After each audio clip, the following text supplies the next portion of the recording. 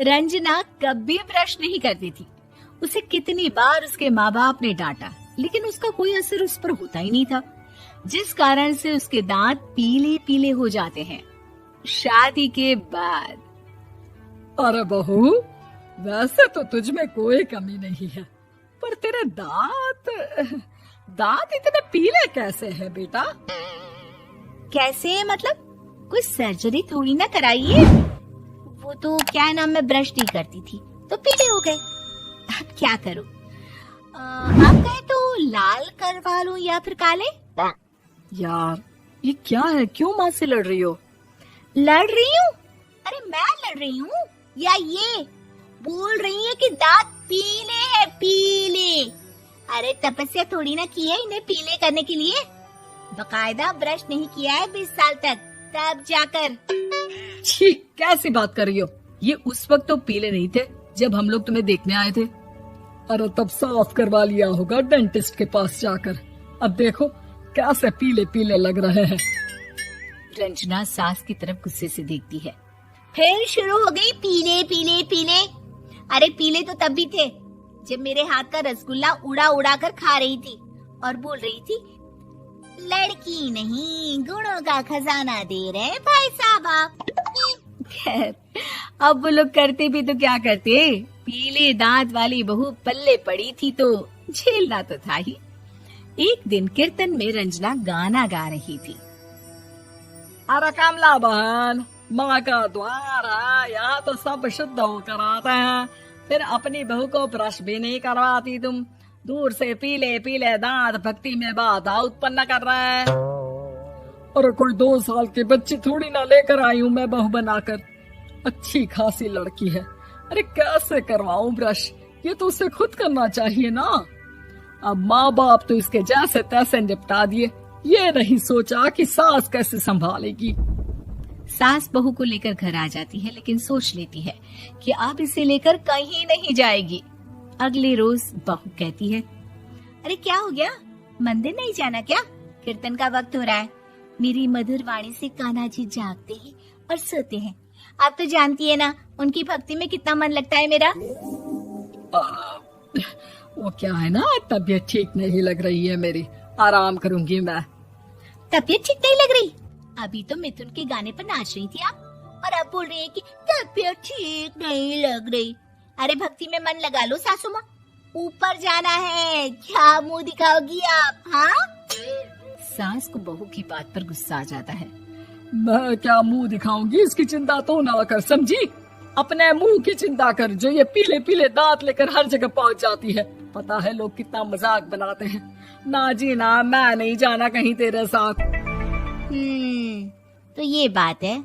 कोई ना, मत जाओ, मैं अपने कमरे में ही बैठकर भक्ति कर लूंगी। ऊपर वाला दांत थोड़ी ना देखता है, मन देखता है, भावना देखता है। और अरे बस बस, तू सब कुछ दिखा, बस ये सफेद चमकदार दांत ना दिखाना किसी को, है? जा यहाँ से। बहू को सास की बात का कोई फर्क नहीं पड़ता, वो तो जैसी थी वैसी ही रह जाती है। सुबह नहाकर किचन में खाना बनाना, फिर खाना खाना, कीर्तन भजन करना और सो जाना। एक दिन, माँ जी मैं सहेली के घर जा रही हूँ, शाम को लेट आऊंगी। हाँ हाँ तो जाना, मैंने कौन सा तेरी आरती करनी है घर पर बैठकर। रंजना सहेली के घर जाती है, जहाँ वो पार्टी में जाने की तैयारी कर रही होती है। अरे शिखा, कहाँ जाने की तैयारी कर रही है? मैं गलत वक्त पर आ गई क्या? अरे नहीं यार, उल्टा सही वक्त पर आ गया। मैंने ये साड़ी और ज्वेलरी निकाली है यार, शाम को इनके ऑफिस की एक पार्टी में जाना है। बताना कैसा लग रहा है ये सब? नहीं यार, इस ड्रेस के साथ तो वो वाली ज्वेलरी अच्छी लगेगी। हाँ हाँ सही बोल रही है, मैंने ध्यान ही नहीं दिया। वैसे तो हमेशा से मस्त फैशन सेंस रखती है। तो बड़ा जाती होगी ना पति के साथ पार्टी में। रंजना कुछ नहीं बोलती, बस सोचती है कि यार काश ये बात सही हो जाती, पर मैं क्यों नहीं जाती पार्टी में? क्या इन लोगों की कोई पार्टी होती नहीं होगी? रंजना घर आती है और रात में पति से सवाल करती है, एक बात बताइए, आप मुझे किसी पार्टी में क्यों नहीं ले जाते? क्या आपके यहाँ ऑफिस में पार्टी नहीं होती? पति बेचारा क्या कहता कि दांत पीले हैं तुम्हारे इसलिए। अरे कोई पार्टी होती नहीं हम लोगों के ऑफिस में, तो कहाँ से लेकर जाऊं? और मार्केट, मॉल, कहीं वीकेंड घूमना, कहीं तो। अरे यार, सारे हफ्ते में एक छुट्टी मिलती है, तो सोचता हूँ कि आराम ही कर लूं। क्यों? रंजना मन मार के रह जाती है। पहले कभी सास के साथ मंदिर जाया करती थी, लेकिन वो भी सास ने ले जाना बंद कर दिया। घर बैठी बैठी रंजना बोर हो जाती है। तभी उसे आइडिया आता है और वो मायके जाने का सोचती है। सासू माँ, 2 दिनों के लिए मम्मी के घर जा रही हूँ। अच्छा ठीक है, आराम से जा। और हाँ, माँ से कुछ अच्छी आदत सीख कर आना कि कैसे शरीर के हर भाग की तरह दांतों की सफाई भी जरूरी होती है, समझी? शुरू हो गई ना आप। वो लोग आपकी तरह नहीं है कि छोटी छोटी बात का बतंगड़ बना दे। उन लोगों के लिए मैं मायने रखती हूँ, ना कि मेरे पीले पीले दांत। रंजना माँ को बिना बताए उन लोगों को सरप्राइज देती है, लेकिन जैसे ही वो दरवाजे पर पहुँचती है, अंदर देखती है कि घर वाले कहीं जा रहे होते हैं। अब माँ, काश रंजना दीदी के दांतों वाली प्रॉब्लम नहीं होती, तो वो भी हम लोगों के साथ चलती ना बुआ जी की बेटी की शादी में। हाँ बेटा, लेकिन अब उसे कौन समझाए कि उसको उसके पीले दांत नहीं दिखते, लेकिन उसके आसपास के लोगों को कितना एम्बैरेसिंग फील कराते हैं। मुझे तो कितनी बार उसके स्कूल की टीचर ने शिकायत की कि उसके साथ कोई लड़की बैठना भी नहीं चाहती, और ना ही कॉलेज में कोई उससे बात करना चाहता था। लेकिन पता नहीं क्यों उसे ये बात समझ में ही नहीं आती। कोई कमी नहीं है उस लड़की में, बस यही कि दांत पीले हैं।